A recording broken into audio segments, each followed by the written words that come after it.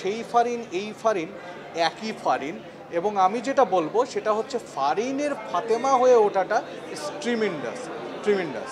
Actually অনুভূতিটা মানে হয়তো আপনাদেরকে আমি বুঝতে পারছি না এই উপলব্ধিটা করাতে পারবো কি না। আমি আবারও বলছি, অ্যাকচুয়ালি এর আগেও আমি ইন্টারভিউতে বলছি, এটা ছিল আমার জীবনের সেকেন্ড ফিল্ম। মানে আমার ফার্স্ট ফিল্ম রিলিজ হবার আগেই সেকেন্ড ফিল্মটা শুরু হয়। তো বোঝাই যাচ্ছে যে আমি অ্যাজ এ অ্যাক্টর আমার জীবনে কতটুকু গুরুত্ব ছিল এই সিনেমাটার। তারপরে আরেকটা জিনিস যেটা সব থেকে বেশি গুরুত্বপূর্ণ ছিল, আমি যখন ব্রিফ শুনি তখন আসলে আমাকে বলা হয়েছিল এটা জাহানারা ইমামের ছেলে আমাদের শহীদ ইমাম রুমির একটা পোর্ট্রে ক্যারেক্টার, তার জীবনের একটা পার্টকে পোর্ট্রে করে এখানে নিয়ে আসা হয়েছে। তো অ্যাকচুয়ালি আমি সাধারণত আমি অ্যাজ এ বাংলাদেশি, আমার এই চেতনায় তো মুক্তিযুদ্ধ, তো এখান থেকে আমার কাজ করার আগ্রহটা অনেক বেশি ছিল।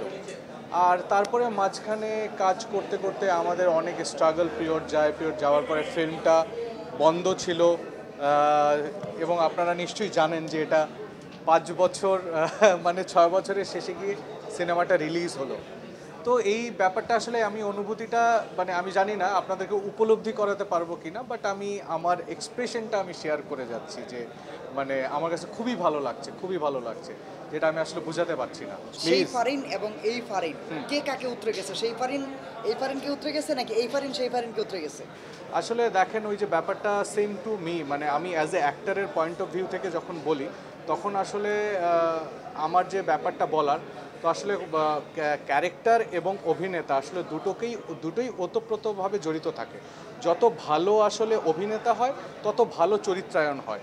তো আসলে ব্যাপারটা ওরকমই, যদি আপনি ওই দিক থেকে দেখেন তো সেই ফারিন এই ফারিন একই ফারিন, এবং আমি যেটা বলবো সেটা হচ্ছে ফারিনের ফাতেমা হয়ে ওঠাটা ট্রিমেন্ডাস ট্রিমেন্ডাস। সুমিত ছত্তা থেকে বের হয়ে এসে যদি আপনি রেটিং করেন এই সিনেমাটাকে, সুমিতের অভিনয়কে কত করবেন আউট অফ 10? আউট অফ 10, আচ্ছা আমি যে জিনিসটা আমি বলি আসলে আর্টিস্টদের জীবনের মানে আর্টিস্ট না, যে ব্যাপারটাতে প্যাশনেট থাকে, তো আসলে এটার ভালোর শেষ কখনো হয় না। তো আমি যদি আমার ওই সময়ের অবস্থান অনুযায়ী আমি বলি, তো সেখান থেকে আমি বলবো যে আমি এটা যদি আমি আউট অফ 10 এটাকে চিন্তা করি 9।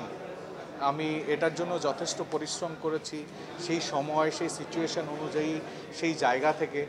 তো ডে বাই ডে আমার আরও কাজের সংখ্যা বেড়েছে, আমি আরও কাজ করছি, সেই তুলনায় চিন্তা করতে গেলে আমি আরও ভালো করতে চাই। সামনে একটা সাইকোলজিক্যাল থ্রিলার আসছে আমার, যেটার নাম হচ্ছে নিঃশব্দে।